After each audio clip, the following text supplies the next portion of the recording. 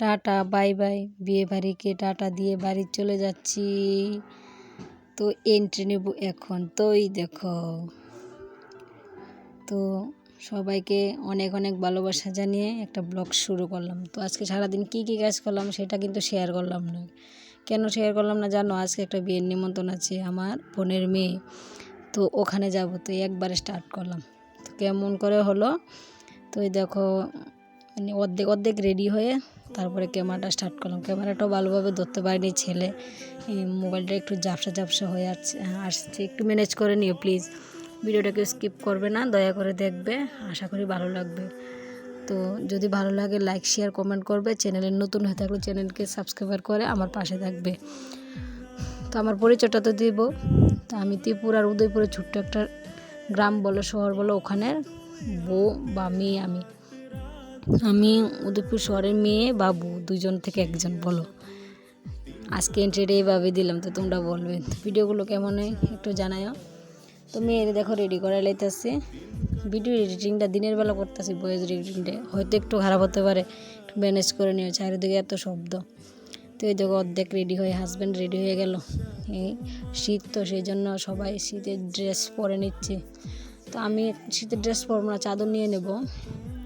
তো এই দেখো এই শাড়িটা পরেছি, ক্যামেরার মধ্যে একটু ভালো দেখা যাবে।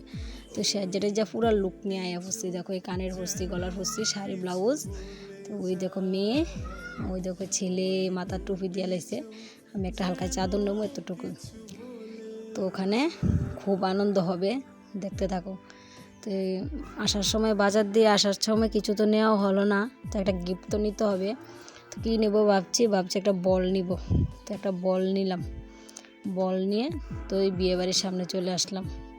দেখো এটা আমার ভাইয়ের ছেলে, আগের ব্লগেতে দেখেছো বা ভিডিওতে দেখেছো। আমার বাবার বাড়ি থেকেও অনেকে এসেছে, বৌদি ভাইয়ের ছেলে, এটা আমার বোনজি, আমার মেয়ে।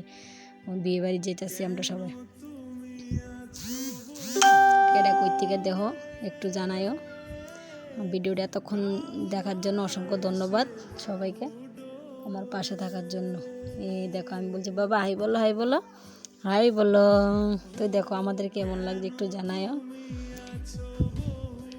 বিয়ের মধ্যে যে অনেক আনন্দ হয়েছে। তো এই দেখো বিয়ের আসরটা খুব সুন্দর করে সাজানো হয়েছে।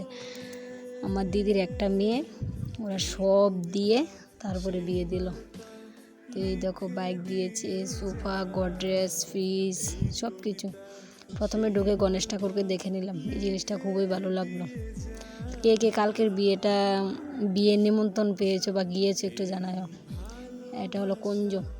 তো যে সময় আমরা গিয়েছিলাম ওই সময় মানুষ আসেনি, ওখানের মানুষ নাকি আরও পরে আসে। তো আমরা এই ফাঁকে কিছু ভিডিও করে নিলাম, ফটোশ্যুট করে নিলাম। তো ওই দেখো কুঞ্জটা দেখায়া তোমরা আইফোসে এবার ফুচকা স্টল দিছে, ফুচকা তারপরে চপ, চা, কফি, পান সব কিছু মিলে।